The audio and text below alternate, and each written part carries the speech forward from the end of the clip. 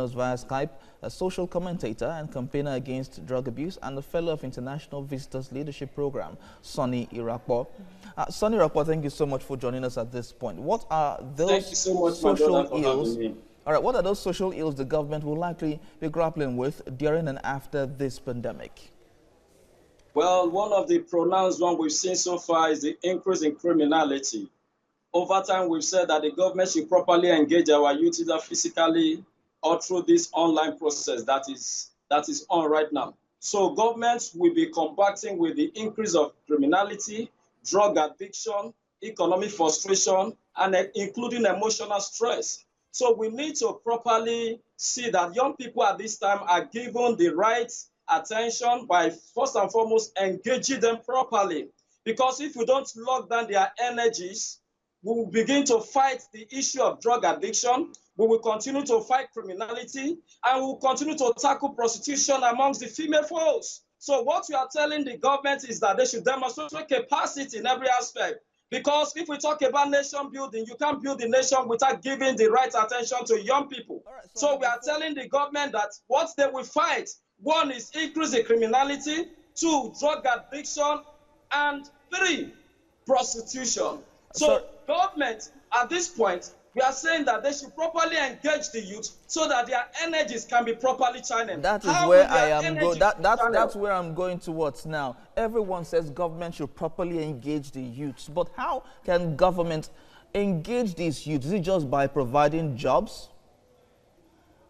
Well, it's not just jobs. It's by constantly reaffirming to them that they can tackle issues. It's for we to also believe in the capacity that they can solve our problems. Apart from the job, now we cannot lay our hands on the physical jobs. But what are the social media, the online jobs, online platform, by properly engaging them in terms of creating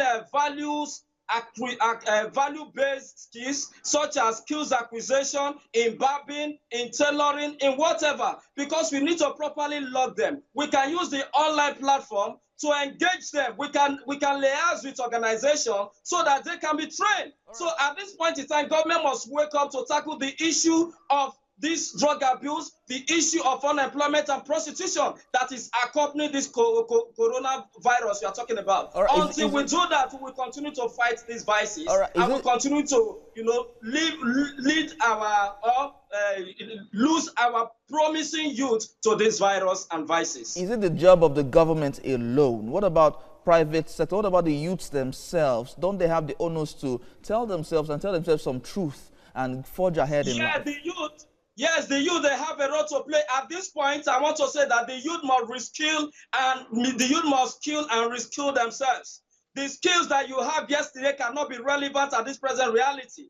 That is why they need to reskill themselves to make sure they use the online platform to engage themselves. Until we properly realize that the online is the way of the moment, we won't be able to engage ourselves properly. So my advice to the youth is that they should properly capitalize on the online platform to skill and reskill themselves, because the skills that you have yesterday can no longer carry you. Don't expect that the government will do everything for us. So that is why we need to take the bull by the horn to demonstrate capacity on our own part that yes, we can live for ourselves and enjoy the nation that we want to build. On the part of corporate organization, we are calling on them to also demonstrate capacity by making sure they create an avenue for these young people in terms of sponsoring them from every other social or skills acquisition program, by enhancing their corporate image. By so doing, we will also support the efforts of the government, because we know